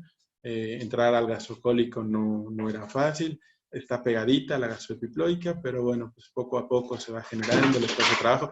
Ahí ven cómo ya se abrió en pseudoquiste de manera incidental. La pared no es tan gruesa como uno desearía. Es una pared más bien delgadita. Aquí pueden ver ya una secreción purulenta. Pueden ver la pared sobre ese sitio, que es una pared pequeña. Decidimos conservar ese orificio que se había hecho ya de manera incidental y entonces ampliamos el espacio gastrocólico. Fuimos trabajando todavía sobre él para, pues más o menos hacer la técnica que ya habíamos comentado. Tener un espacio de 3 centímetros. Vean cómo la cantidad de necrosis pancreática era una cantidad intensa. Seguramente, pues si piensan en el contexto clínico de la paciente, fue una paciente que durante las 4 semanas no se fue del hospital, que estuvo en terapia intensiva, que estuvo intubada, persistía con fiebre. En la tomografía habíamos visto infección en este pseudoquiste, entonces pues decidimos intervenir. Ya tenemos la apertura del pseudoquiste, que bueno, no quedó tan mal. Después de que lo habíamos abierto por accidente, pues logramos moldearlo, le damos la forma que habíamos visto en los videos previos y pues entonces la misma técnica, ¿no? Hacemos una anastomosis en un plano, con prolene, vemos como los puntos pues como que agarran, como que no, pero bueno, pues continuamos, ¿no? Con el procedimiento. Ahí vamos haciendo la anastomosis, lo mismo, primero la cara posterior, después vamos a hacer la cara anterior, la misma técnica en los vértices, damos como un puntito en cruz para que estos se puedan meter y entonces que disminuya el riesgo de fugas. Terminamos la anastomosis, en este caso le dimos ese segundo plano que intentamos hacer como por las dudas para que no te fuguen. Estamos agarrando estómago con otro apartado como entrequiste, ligamento gastrocólico para poder cerrarlo. Cuando hacemos ese segundo planito, habitualmente usamos seda y aquí sí hacemos nudos intracorpóreos. La seda es muy difícil manejarla extracorpórea y entonces lo cerramos. Endoscopía transoperatoria, prueba neumática de fugas, no fuga, entonces como que preocupados, pero pensamos que quedó bien, nos fuimos y terminó el procedimiento. A las 48 horas la paciente con abdomen agudo, con gastrointestinal por el drenaje, decidimos pues reintervenirla. Aquí le habíamos echado todavía pegamento biológico, aunque ya lo habíamos dejado de hacer, como no nos sentimos tan a gusto con el procedimiento y pensamos pues que tenía mayor riesgo que el resto de los pacientes. Le pusimos todavía su pegamento y era ya de los casos como 14, 15, no era tan inicial su drenaje y les digo que en general esta paciente fue mal. Esa es la reintervención a las 48 horas. Ven cómo el abdomen ya cambia. Es un abdomen, pues ya se encuentra con características hostiles. Colocamos los trócares en los mismos sitios donde los habíamos colocado. Inicialmente hacemos un lavado, un drenaje de cavidad y bueno, pues se intenta buscarle forma, ¿no? Ver cómo logras abordar este tipo de problema. Aquí pueden ver cómo la anastomosis ya tenía la necrosis pancreática por fuera de la misma. Ya por este solo hecho puedes sospechar que algo va mal. Esta secreción no debe verse por fuera, es secreción básicamente del páncreas, es necrosis pancreática y jugo pancreático que está saliendo. Entonces empezamos, hacemos una prueba neumática, vamos a levantar el estómago y vamos a revisar la anastomosis. Teníamos ya la ayuda de endoscopía. Endoscopía está arriba en el estómago insuflándonos para lograr ver dónde está el problema. Entonces, ponemos agua. Estos son los puntitos del segundo plano que hay que quitarlos para ver la anastomosis. Entonces, comenzamos a desmantelarlos. Y aquí vemos que fuga. Ven, aquí ya hay aire, ¿no? La endoscopía se está insuflando y entonces ya pueden ver el aire. Se corroboró la fuga. Entonces, hay que desmantelar esa anastomosis. Secamos un poco, aspiramos, limpiamos la cavidad, el endoscopista nos sigue ayudando, está pues más o menos buscando dónde está el orificio, a ver si le podemos dar ahí algunos puntitos para ayudarnos y vean, ahí está ya el endoscopio por fuera de una anastomosis, pues que realmente era friable, no era de buena calidad, y entonces, pues bueno, de aquí las complicaciones, ¿no? Aquí no hay ningún problema, que se meta la endoscopista, estás bajo visión directa, lo vas a resolver, pues le dimos algunos puntos, la reforzamos, hicimos otra endoscopía transoperatoria, hicimos otra prueba neumática, no hubo fuga, sin embargo la paciente no evolucionó bien, siguió con fiebre, si bien ya no tenía fístula, hubo deterioro, se intubó otra vez, se fue a terapia intensiva, finalmente la paciente falleció. Nosotros pensamos que pues, en gran medida contribuye pues, la severidad de la pancreatitis, que desde el principio fue un problema severo, ya había requerido terapia intensiva en alguna otra ocasión, pero bueno, pues siempre tomar en cuenta que no existe una técnica que sea la panacea y que aun cuando las cosas estén bien hechas y aun cuando tengas endoscopía transoperatoria, pues estas anastomosis te pueden fugar y tu paciente también se te puede poner grave o incluso puede fallecer. Bien, hasta aquí quisiera escuchar a ver si tienen algún comentario, alguna pregunta, alguna duda, o si quieren compartir su experiencia, a ver qué hacen ustedes con este tipo de pacientes, cómo hacen el tratamiento, o bien si quieren que aclaremos algún detalle del tratamiento quirúrgico. No sé si alguien tenga alguna pregunta para el doctor, algún comentario. Nosotros en el hospital, la verdad es que no tenemos casi nada de experiencia con estos casos. Generalmente, pues tenemos que referirlos a tercer nivel, porque no hay alguien que tenga de alguna manera cierto entrenamiento en este tipo de pacientes. Pero no sé si haya por ahí algún otro cirujano o algún residente que quiera hacer algún comentario. Adelante. Aprovecho aquí tu comentario, Ricardo, en lo que preparan preguntas. Ojalá que sí las hagan, que la verdad es que esta idea es interactiva. Para operar este tipo de pacientes no necesitas otra cosa que el material que usas para una funduplicatura. O sea, lo único que cambia es la energía. Porque a veces las limitantes no las ponemos nosotros, ¿no? O sea, a veces decimos, pues que estos procedimientos son para tercer nivel y mira, te lo mando. Pero hay algunos escenarios para comenzar a hacerlos. Por ejemplo, sería pues invitar a alguien que ya lo haya hecho. A lo mejor el siguiente caso les toque, ni siquiera estamos lejos. Oye, ¿qué crees? Tenemos un pseudoquiste, ¿qué onda? ¿Vienes y lo operas? Y entonces se continúa esta parte del aprendizaje colaborativo. Se hace en la otra institución, se ve que vaya bien. Conseguir una endoscopia transoperatoria hoy en día es muy sencillo. Y entonces ya después no es necesario mandarlo a tercer nivel. Uno va haciendo su experiencia poco a poco. Estos 25 que tenemos publicados, yo te puedo comentar que al menos 10 los han hecho mis residentes, R3 o R4, que están rotando conmigo, ya vieron que los puntos no son tan complejos, entonces todo es cosa de irse animando. A lo mejor para el siguiente caso aquí puede quedar el mensaje, consiguen alguno, me invitan, lo hacemos juntos y poco a poco van haciendo la experiencia. Claro que sí, Víctor. Muchísimas gracias. Lo vamos a tomar en cuenta. ¿Alguna pregunta, comentario? Tenemos aquí en el chat, es un correo Sadid Villarreal. ¿Algún factor de mal pronóstico establecido para presentar dehiscencia de anastomosis? No hay factores preestablecidos, Adit. Tampoco hay publicaciones de esto. Puedo decir que cuando nosotros presentamos este caso, lo presentamos como video hace 2 años en el Congreso de HPV y se ganó un premio al trabajo libre, porque la verdad que esto no es algo de lo que te guste hablar. O sea, uno tiene una complicación y son de los videos que echas ahí abajo de tu cama, todo el mundo dice nos va bien, no se nos complican, no es cierto. Entonces, como las complicaciones no son frecuentes, pues no hay algún estudio que te diga te va a ir bien o te va a ir mal.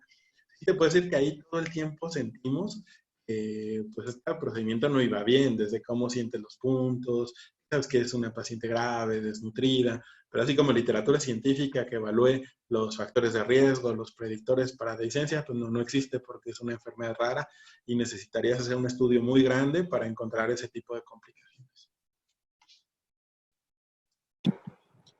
Doctor Pinto. Sí, te escucho. Hola, doctor. Buenas noches. Soy Hugo. Hola, Hugo. Muy buena plática, doctor. Yo tengo un par de preguntas. Adelante. Primera de ellas es, en el abordaje abierto, podría ser, presenta algunas ventajas hacerlo retrogástrico. O sea, como usted nos dijo, pues anteriormente los maestros nos enseñaban a hacer un abordaje transgástrico. Ujú. pero se puede hacer de forma retrogástrica en una cirugía convencional. ¿Y qué ventajas tendría sobre el transgástrico? Y la otra, de acuerdo a lo que publicó el Centro Médico Siglo XXI y su experiencia, ¿por qué cree usted que ellos hayan elegido como procedimiento de elección la cisto-yeyuno-anastomosis? Esas son mis dos preguntas, doctor. Pues están buenas las dos, ¿eh? Gracias, Hugo.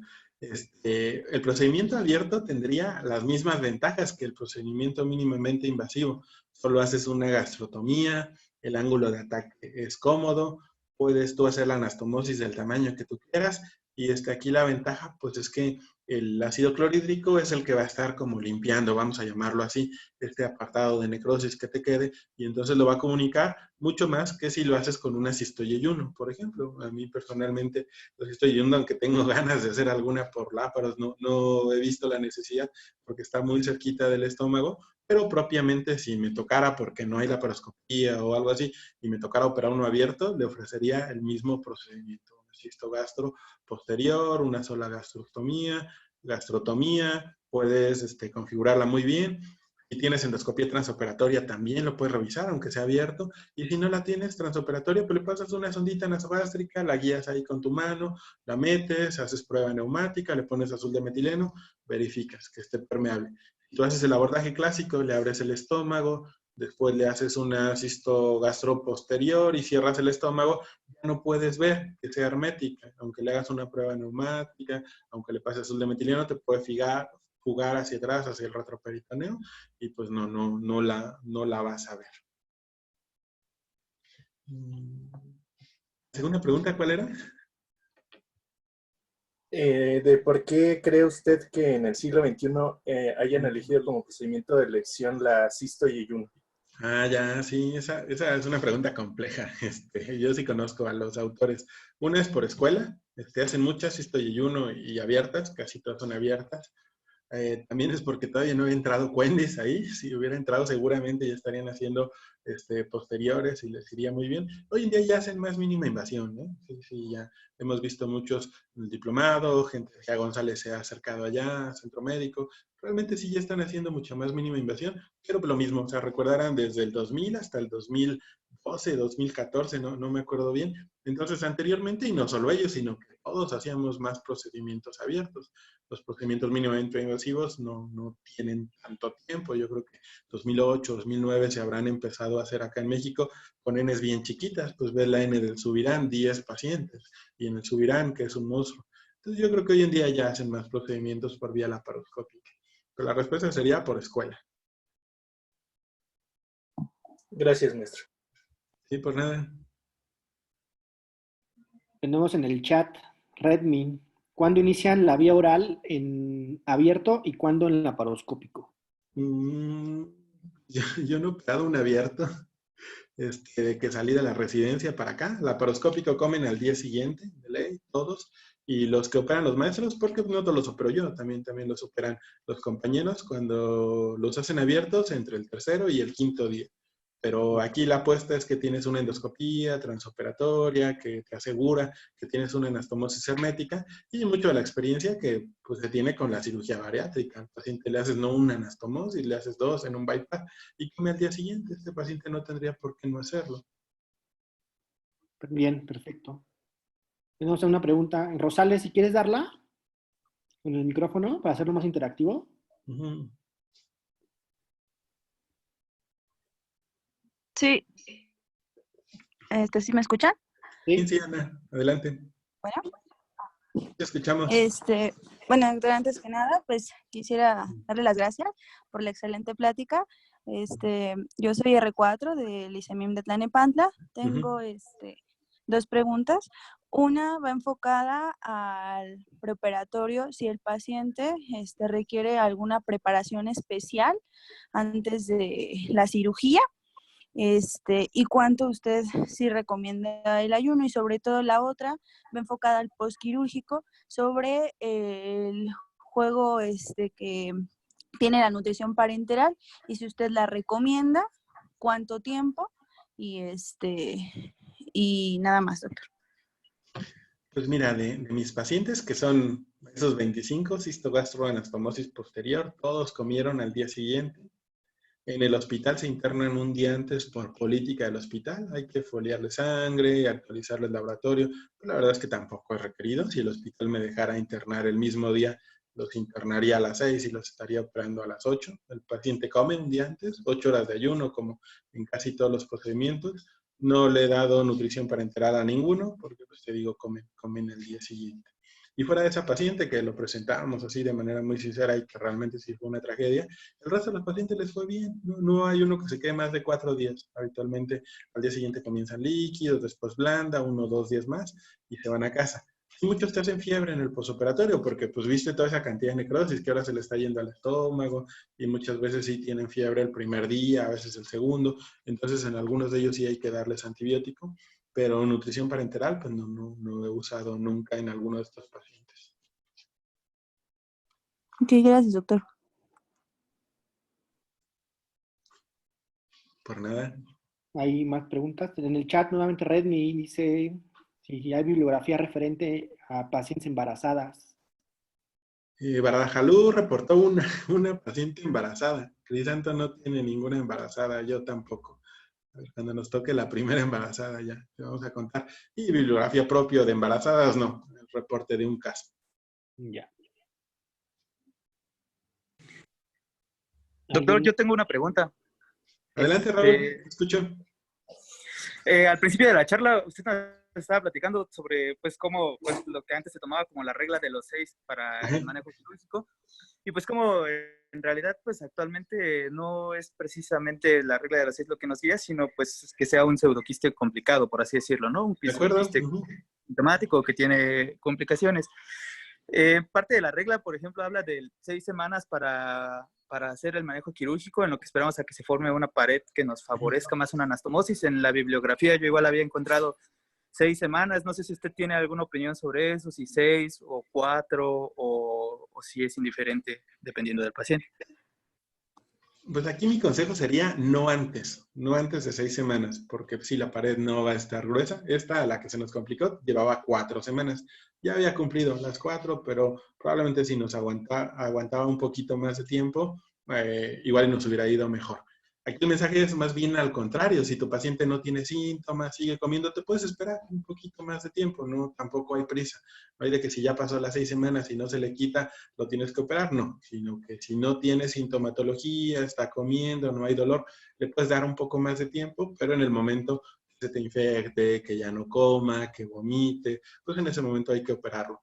El comentario más bien va al contrario, puedes tardarte un poquito más y no pasa nada, la pared va a estar más gruesa y si lo operas en la cirugía te va a ir mejor, y no antes de esas 4 o 6 semanas.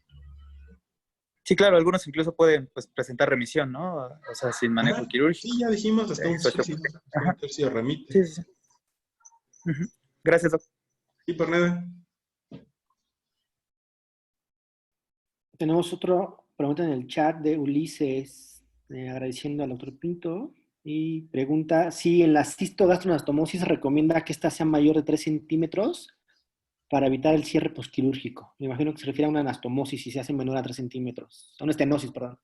Sí, pues mira, Gustavo, yo te puedo decir que no, personalmente no hago más de 3 centímetros porque la anastomosis sí te quedaría muy amplia y entonces tanto el cierre se vuelve más complejo como pues requiere más tiempo quirúrgico, pero sí hay gente que le gusta esa técnica, pero no le gustan tanto los puntos, entonces lo que hace es hacer las dos aperturas chiquitas, mete una engrapadora lineal cortante, 60 milímetros, y hace la anastomosis, y les va muy bien. Es un poquito más caro, pero si no te da trabajo pagar la engrapadora, la verdad es que es un gran procedimiento porque te ahorra como media hora, que es lo que hace la anastomosis, y aquí sí quedan muy grandes.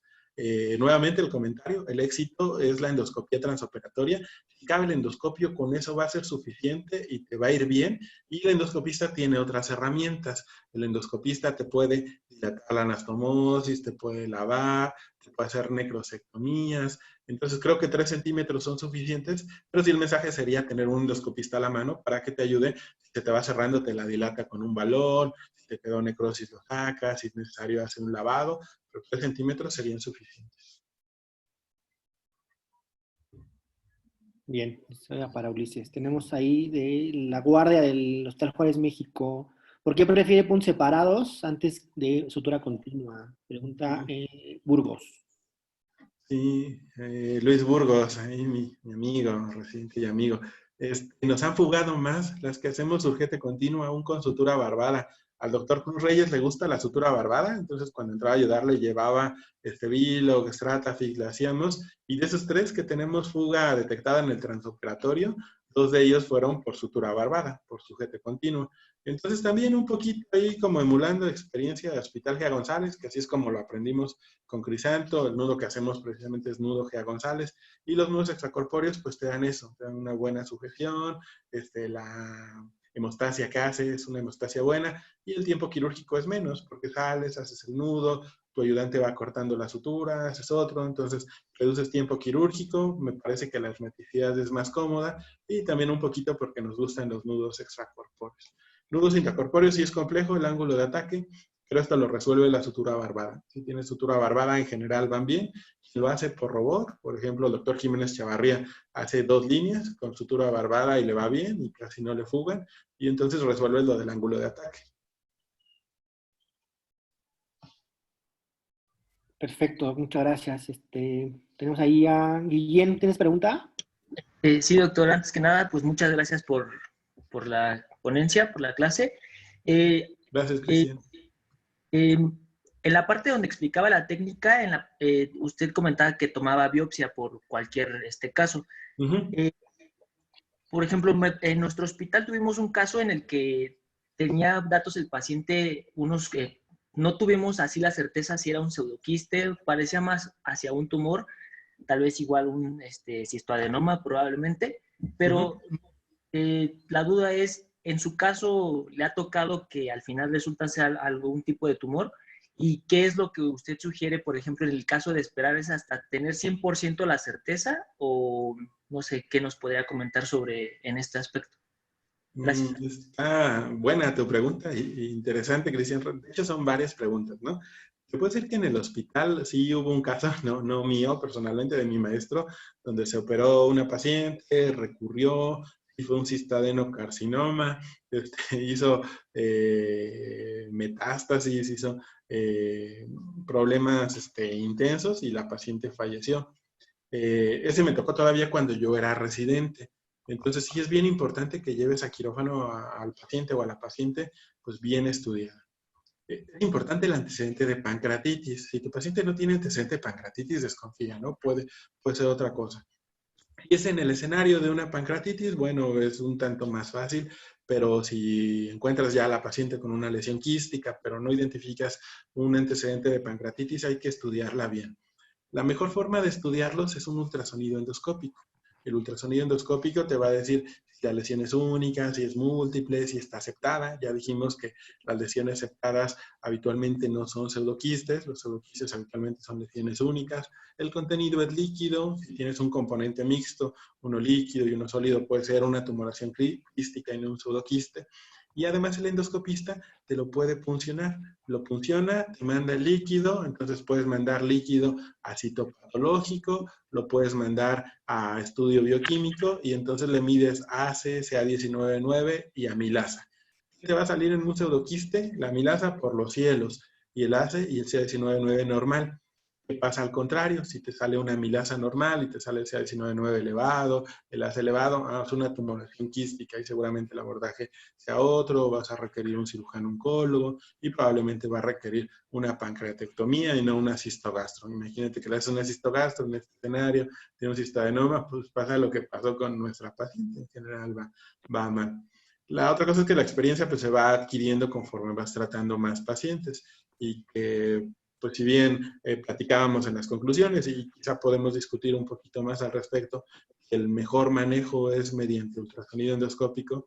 La realidad aquí en México es que hay pocos centros que te hagan ultrasonido endoscópico, aunque la literatura dice que es más barato, la realidad para nuestros pacientes es que son notablemente caros. Los centros de tercer nivel no siempre te los reciben, a veces tienen unas listas de espera bastante altos y a veces se quedan con los pacientes. O sea, también mandas tú al Subirán uno que te haga ultrasonido endoscópico y ya no regresa y ya te piratearon ahí la cirugía.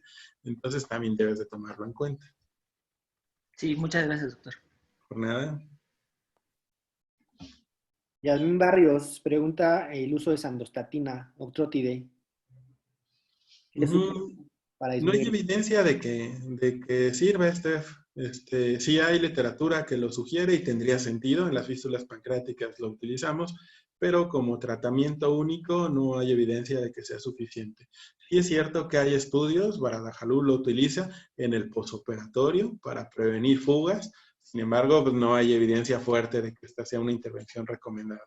Allá en el Juárez lo pedimos en 2, 3 ocasiones y no lo autorizan porque es un medicamento de alto costo. Pero sería una buena idea, no como terapia única, pero asociada a un procedimiento quirúrgico y te ayudaría a disminuir la incidencia de fístulas pancreáticas. ¿Quién más tiene alguna pregunta o comentario?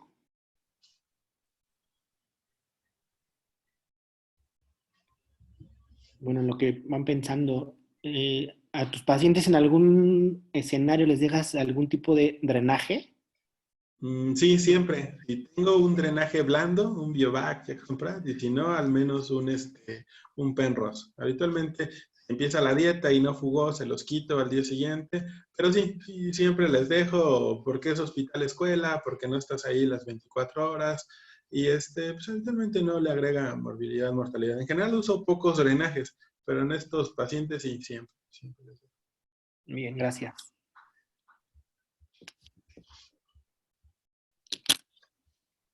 ¿Algún otro comentario, pregunta?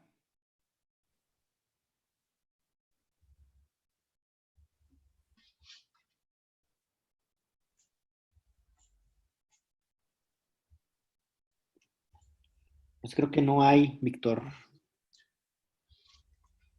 Muy bien, pues muchas gracias por la invitación. Buenas. Gracias. Parece que alguien va a preguntar. A ver, adelante. Yo tenía duda con respecto, a lo mejor se desvía un poquito del tema, pero el manejo laparoscópico de una necrosis amurallada es igual al de un paciente con pseudoquiste pancreático. Debbie, ¿verdad? Sí, doctor. No. Hoy en día, ojalá que nos dejen hacer ya pronto medicina de la bonita. Pero lo mejor, necrosis amurallada es ofrecerles el tratamiento escalonado. El tratamiento escalonado que allá los escandinavos propusieron como el step-up approach, que ya ha evolucionado un poquito, es que inicialmente pues das tratamiento médico. Un buen porcentaje de ellos mejoran con tratamiento médico. Y no es suficiente el tratamiento médico, subes un escalón, por eso se llama step-up approach, el abordaje escalonado. Inicialmente en el estudio Pander, que fue este estudio donde propusieron el step-up approach, hacían un drenaje guiado por un catéter percutáneo que se colocaba, drenaba un poco de necrosis, muchas veces eso era suficiente, y si no era así, ese mismo catéter te servía como abordaje para hacer un BART, una debridación retroperitoneal videoasistida. Así fue como surgió el abordaje escalonado. Después avanzaron un poquito y vieron que la necrosectomía no necesariamente la tenían que hacer por vía percutánea, sino podían hacerla ya también por vía endoscópica.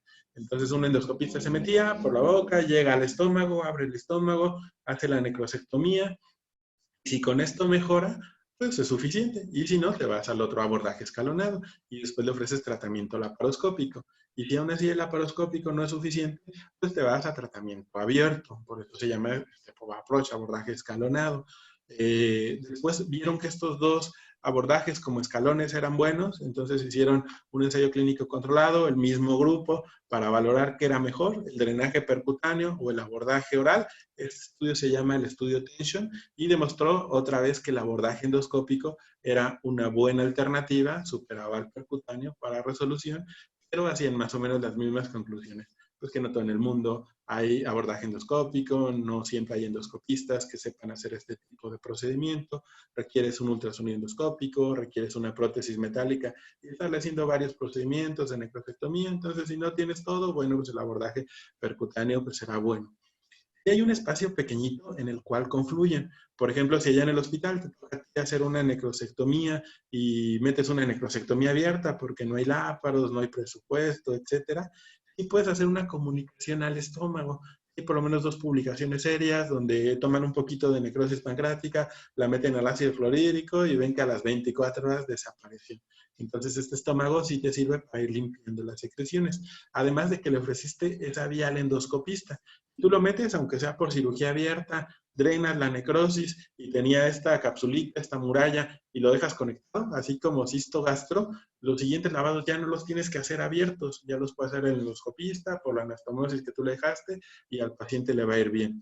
No sé si ya te haya tocado ver, pero estos pacientes de necrosis pancreática que haces por abordajes abiertos habitualmente son una tragedia.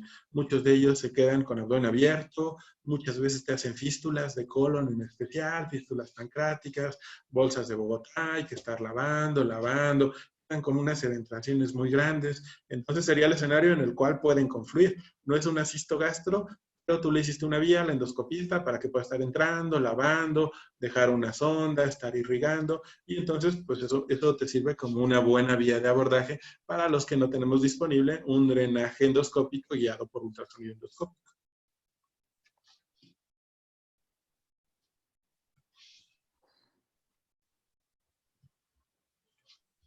Ya mandó texto, que gracias. ¿Alguien más? ¿Dudas, preguntas, algún comentario? ¿Residentes?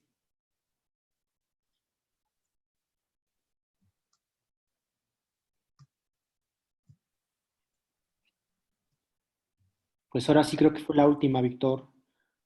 Muy Pues bien, sí, entonces iba en ese apartado. Pues miren los mensajes finales de la plática. Son precisamente que el tratamiento del pseudoquiste pancreático pues es complejo. Requiere un equipo multidisciplinario, pues requiere pues, un cirujano que sea bueno en cirugía abierta, que sepa también de mínima invasión, que tenga nociones de cirugía hepatobiliar. No necesariamente lo debe tratar un cirujano hepatobiliar, pero sí tiene que tener experiencia en esta área. Lo que yo les decía, cada centro hospitalario pues deberá adaptar según sus recursos, su experiencia, el tipo de paciente, aunque la literatura diga que lo mejor es el abordaje endoscópico y el drenaje con una prótesis metálica expandible. Si en tu centro hospitalario no hay, si vives en el interior de la República, te cuesta que te lo reciban en un tercer nivel para que le hagan este procedimiento, probablemente lo que proponemos, la cistogastro posterior, pues sea una buena alternativa. No requieres habilidades tan complejas de cirugía mínimamente invasiva. Lo único que requieres es energía bipolar, bisturí ultrasónico, que hoy en día están muy disponibles, no son tan caros. Y este tipo de procedimientos, si se practica, se puede hacer de una manera segura. Ya les dije que 8 o 10 de estos 25 los hicieron mis residentes y habitualmente van bien, no hay problema. Entonces creo que para nuestro escenario pues es una buena alternativa porque la cirugía al paciente no le sale más caro, porque los días cama, aunque para la institución o para el gobierno son caros, al paciente no lo son tanto. En ese momento le puedes resolver la colecistectomía, que muchos de ellos, aunque les hicieran el drenaje endoscópico, de cualquier modo los tendrías que operar para hacer la colecistectomía, y en general pues son resultados que son reproducibles. Los resultados que tuvo Crisanto con los que tenemos nosotros se parecen mucho, entonces atribuimos el éxito a la técnica y no solo a una persona. La literatura dice que el abordaje endoscópico es lo mejor, sin duda, y seguramente en unos años va a desplazar por mucho a la cirugía, pero hoy en día la realidad de nuestros pacientes es que la cirugía, tanto laparoscópica como abierta, todavía tiene pues, un aspecto importante y todavía podemos ofrecerla a nuestros pacientes. Los videos que les presenté están ahí en el canal. Si quieren repasar alguno, hacer otra sesión, compartirlos con sus compañeros, lo pueden hacer. Ahí están mis datos de contacto por si después me quieren invitar y operamos uno en conjunto, público o privado, me invitan al que quieran. Y pues esperemos poder coincidir en otro escenario como este, en otra sesión académica. Gracias a todos y pues nos vemos pronto. Víctor, nuevamente muchas gracias por el tiempo, la oportunidad. Excelente plática. Y claro que sí, vamos a tomar en cuenta cuando tengamos un caso, te vamos a invitar para que nos apoyes ahí, nos des tips y tricks. Vale, muchas gracias, nos vemos. Gracias. Hasta luego.